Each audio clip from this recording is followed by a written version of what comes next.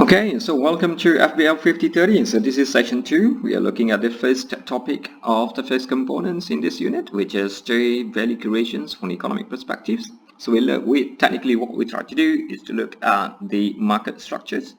So in order to understand the market structures, we need to understand the fundamentals of the economy just a bit that we need to have a look at here. And then also we look into why firms actually exist and how they create values through that. The final objective, of course, is to look at the market structures itself. So leading to, there are a few other subtopics that we have before that. This is takeaways for today. So we have the try to look into what is economic as a whole, and also, as I said earlier, so we'll be looking at how the firms create values, and we need to understand. We also need to ask ourselves and try to find an answer: why do firms exist? Most of the time, students or even myself will actually say firms actually exist to make profit, which is technically correct.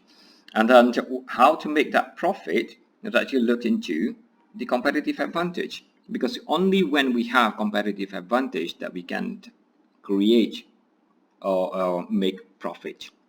And that, of course, once we understand the whole thing there, then that would lead to what we call the market structure. That's the main objectives.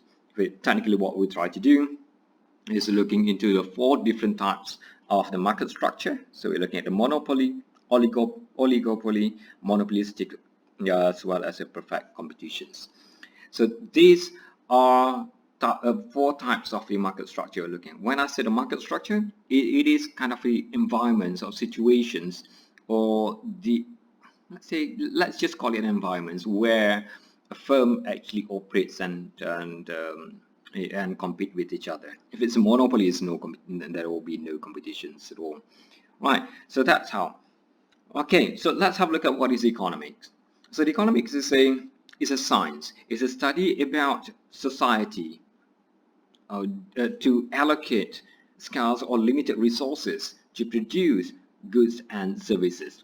Simply because resources in the world are actually limited, it's not unlimited. We don't have infinite resources. There's always a limit to it. So for that reasons, we need to shift the resources from producing good A away from good B. So these are options that we need to weigh, and why we do it. It depends on what will be the objectives and what will be the benefits and what creates more values. Okay, so that is technically economics. So economic concerns about the productions, because we talk about how we allocate resources. So basically, it's looking at the productions of goods and services, and the consumptions of goods and services definitely produce something that people want to consume, right? And the wealth in terms of what kind of a wealth of the society actually has. So it's not just about the society, about what society has, but also what company has as well. And then finally, the economics also look into the aspects of the utility maximizations. In other words, we try to maximize our satisfactions of having to purchase that. I mean, of purchasing that particular goods or services. So we try to get the greatest value of every single purchase that we have. That is a normal, rational types of a person. Okay, and then in the economics, there are always 4 principles that we observe. Some authors actually have different views, but over here we have we look into 4 economic principles. So these are the basics, the fundamentals that of the economies that we're looking at. Again, the first one would be the trade-off, which is technically we sacrifice the needs of producing of other goods and services for the sake of having the other one. So which means that if we have A or B, to produce A or B, we might go with A, and then that way, and we shift the resources from producing B to A. And this is what we call it in economics as the opportunity cost. So there is an opportunity to produce product B, but because we feel like in terms of the utility maximizations. We feel like that will be the most consumed. A is the most consumed, so we shift the products from or resources from producing product B to product A. And to do that, right? So sometimes there's also a needs of or there is also an existence of incentive for firms or the producers to actually what we call try to get into to produce certain types of goods. There's always incentive. That's why we have something like I believe the latest one that we can see is the Australian government that should provide some incentive or grants for small businesses to actually hire actually hire a new fresh graduates, and then that will be a kind of interventions that the government actually do in order to promote certain types of certain economics activities. And another part would be when it comes to the economy, it's always a trade. Trade makes everyone better off as long as it is done in a way that benefit both parties, which is kind of I would say obvious. Right, so the trade is always good because it allows specializations, but sometimes trade can also create something which is a little bit concerning, especially when they have when it kind of damaging it to some other parties. I think that, for example, we look into the tensions between U.S. and China. So now we have what we call the trade wars. And one party is actually come out with another with one tariff, the other party that you counter that actions in another tariff. So that kind of a war that we are looking at, it is well, even though it is only U.S. and China types of the trade wars, actually affect the rest of the world's economy, because the world economy is very much connected nowadays as compared to a few hundred years ago.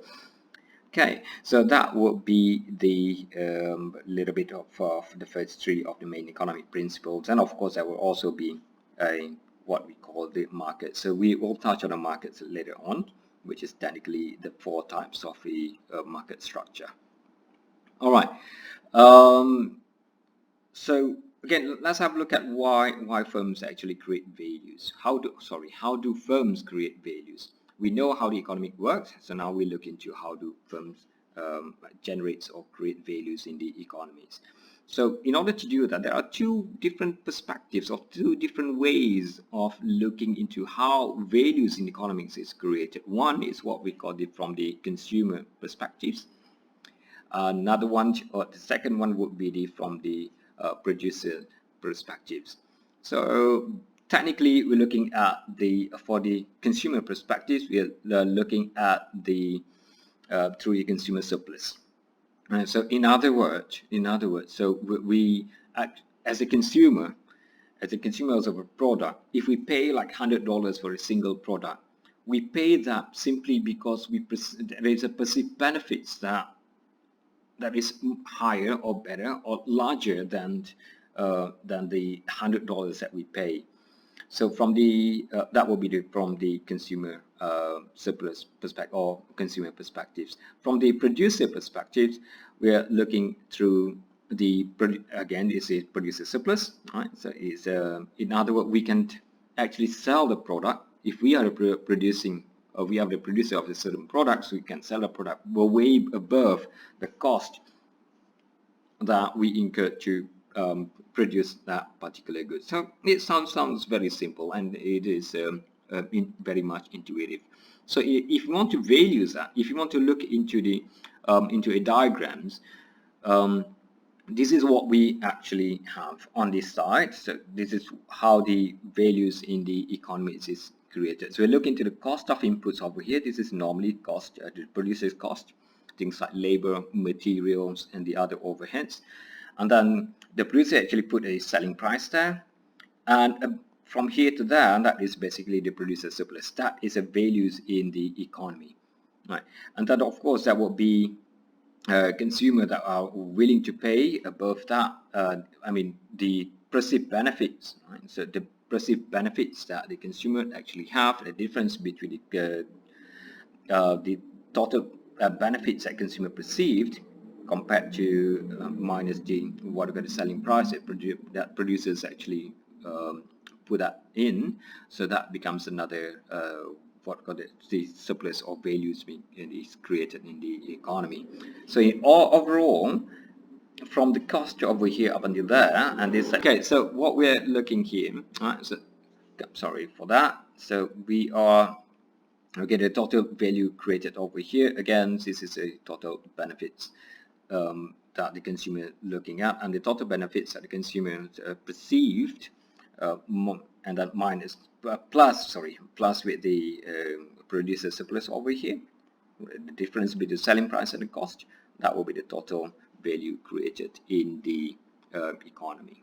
Right. So we can see from there, if we from the diagram itself, if we change the perceptions, so if we create the perceptions that the benefit that consumer can actually get or enjoy from that particular from purchasing that particular products, so that will create even more values. They're willing to pay more for that particular aspect. And the other types of it, the other ways to create values or to increase values in the in that value chains is to reduce the production cost. So if we reduce that, that will be another adding more values into the economies. Another way, one of the ways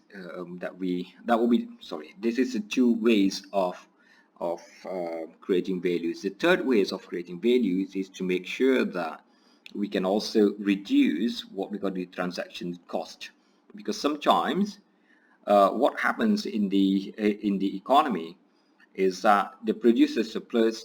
I think we deal with this together most of the time, I would say. The producer actually sells, let's say the producer actually sells a product for about $100. That will be the selling price. That says that $100 actually inclusive of the what we call the producer surplus. So on top of that, sometimes we need to pay the delivery charge. So let's say the $50 for that's too much. Let's say we just put something like $20 for the delivery charges or shipments. So in total, the consumer will actually pay is about $120. But in all, and that $120 is actually creating the values in the economy. So what we try to do over here is to make sure that if we could reduce that transaction cost from 20 to, let's say, $10, that will be another extra values created in the economy. So there are three different ways the firm can actually help or three different ways that the firm can help to create values in the economy. One is to change the or increase the perceptions of the perceived net benefits to the consumers. And then we also look into the producer can also control the manufacturing or production cost, and of course try to reduce the transaction cost. A little bit of interesting notes over here. You might want to have a look at how Apple Incorporated, the company, create values. And then if you look at it, it creates the perceptions. It basically, most of the time, it creates the perceptions that the net benefit for the consumer is larger than the amount that the consumer paid to purchase those particular products. Right. So why do firms exist? That will be the next one. I'm going for. I'm supposed to be that within 10 minutes, but it's already 15. Let's go very quickly. All right. So why do firms exist? So firms actually exist, obviously, is to make profit.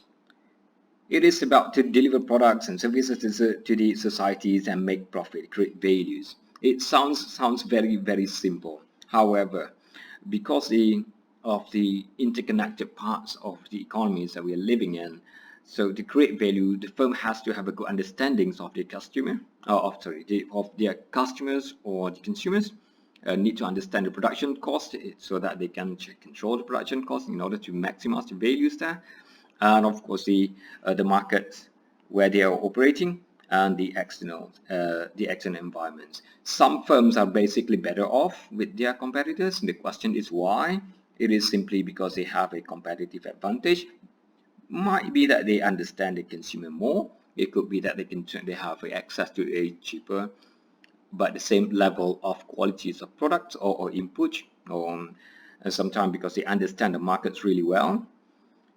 Think about Apple in India. It's not that successful compared to Apple in the United States. I mean, iPhone in India is not as successful as iPhones in the United States. Right. And then, of course, we also need to look at the external environment, other factors. ZTE, it could be another example that you might want to look into. ZTE is okay in terms of the market. Huawei in terms of the mobile phone market is one of the largest, but we can see the external environment actually restricts its operations. Okay. Again, when we talk about the competitive advantage of creating a sustained profit, firms are better off. Some firms are better off than others. It's simply because they have a competitive advantage. There are two ways to actually look into the competitive advantage. One is what we call the cost advantage that we highlighted before. Another one would be the what we call actions of the firm to differentiate their product from the rest. So sometimes they create a certain product in a way that it is perceived as the premium product, and of course they have some value added attached to it. Okay, these are the if we want to look at the how really good example is how to let's have a look at the iPhone XS and the Huawei P20 Pro. That we can see that these two are actually comparable in terms of their premiums, but in terms of their prices, we can see that this is the last time that I checked. It's about $700 apart. The iPhone XS is $700 more expensive than Huawei. I think it's pronounced correctly, Huawei P20. Even though these are, in the technology-wise, they are quite comparable, but others can actually differentiate themselves even more, making the product look or appear more premiums from the other. Okay, so a competitive advantage actually enables a firm to create superior values for its consumers.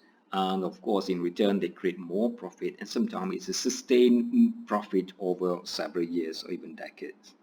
All right, so that will be the idea of the values. We start from the economics, and then we look into the fundamentals of the economy, the principles, and we look at how the firm why firm exists and how firms actually create values.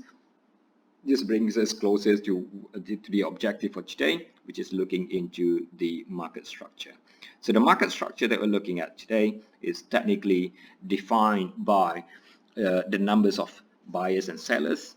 These are the market participants you're looking at, and we look at the market structure also defined by the natures of the products, whether they are identical or differentiated types of products, and also in terms of price competitions, whether there is a significant price competitions in that particular industry or particular markets that we are looking at. And another one would be the barriers of entry, whether it is easy or hard for a firm to enter into the market and to exit from the market itself.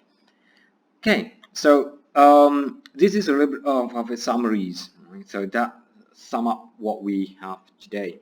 So look, not today, but for the market structure. So we have a monopoly, we have an oligopoly, we have monopolistic competition types of markets, and of the last one would be perfect competitions. And the definitions, or perhaps the criteria of the markets, will be defined as we discussed from the previous slides. It is defined by the numbers of sellers, and buyers. Most of the time you see numbers of sellers that we're looking at, whether they are I would say a few or many, the types of product, conditions of entry, and a little bit of an example. That is not criteria, by the way. This is an example of how they exist. So let's discuss about the monopoly, which is so obvious. There's only one seller. Sometimes it's good. Most of the time it's not. And when it comes to monopoly, there are couples of histories before. Just could not recall what was a company. I just could not recall. Way back in the 1800s, there was one company in the United States that actually controls the, the oil market over there, buying refineries, companies or competitors from one to another. That leads to the anti-monopoly types of the rulings in the United States. So normally, when it comes to monopoly, what happens is that they have one seller there and they control the market. The product is usually and almost all the time is unique product. No other people can actually supply it, and it is extremely difficult for firm to enter the market. For example, we're looking at the water and the electricity and the Australian Post. Sometimes, when we look at this monopoly, sometimes the monopoly doesn't exist because they want to be a monopoly. It is what we call the natural monopoly, simply because it is hard, it is capital intensive, and there's not much incentive for other companies to actually enter the market. It's just natural monopoly. It exists not because they want to, it is because that's the way it is. Second types of market structure will be the oligopoly. So in the oligopoly, we have a few numbers of sellers. Usually they have a differentiated but sometimes homogeneous type of products, which means that this is another ways of saying the product is actually different, or sometimes it's the same, similar, not the same, it's similar. In terms of condition to entry, it's a little bit difficult, but not as difficult as in monopoly. We can see that from here, the car making industry, the car manufacturers, tobacco, not a really good one. So let's just cancel that one, which is oil. So the famous oligopoly structure or oligopoly market in the world is OPEC, OPEC, that controls most of the oils in the world. Right, so they control the prices of oil in the world. So they have few. This OPEC is a oil producing and exporting countries. You might want to check. I might get it wrong anyway. So coming back to this, so oligopoly is there are numbers of a limited numbers of countries, mostly from the Middle East. So they combine and they set the price. So as an individual company or individual country, so they cannot set the price, but collectively they can influence the world oil price. So that's how it works. Another famous types of oligopoly would be the drug cartel. Not a good example, but in terms of the example of oligopoly, it is one of the many, one of the few, not many, one of the few a group of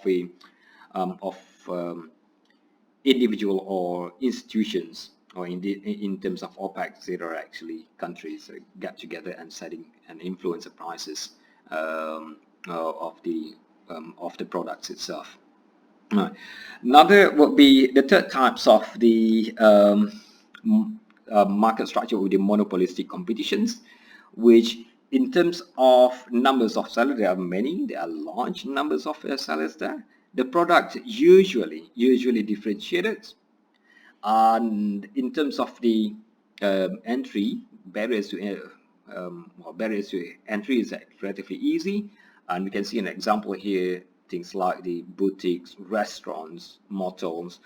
So what we can see from here, if it's a boutique, they're selling clothes, but how they differentiate themselves in terms of styles. So that is why we can see that Cotton On, they have a different styles, different fashions statement that they make there compared to YD or what else that we have over here is things like Valley Girls. I'm trying to recall kind of a few brands in Australia.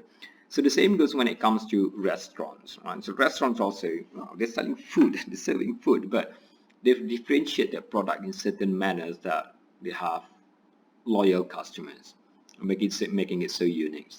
Similarly, when it comes to motels and hotels, they provide accommodations, but the way that they differentiate their products is making them unique. Okay. The other extreme, right? The other extreme, the fourth one is another extremes of that continuum is the perfect competition. That will be another types of the market structure. So numbers of sellers is very large. Products are usually homogeneous, and the conditions of entry is very, very easy. We can see from here supermarket Coles, Woolies, Big W's, Farmer's Jack. So we have all this. If you look at their products, are very, very similar. I mean, almost the same. It is homogeneous.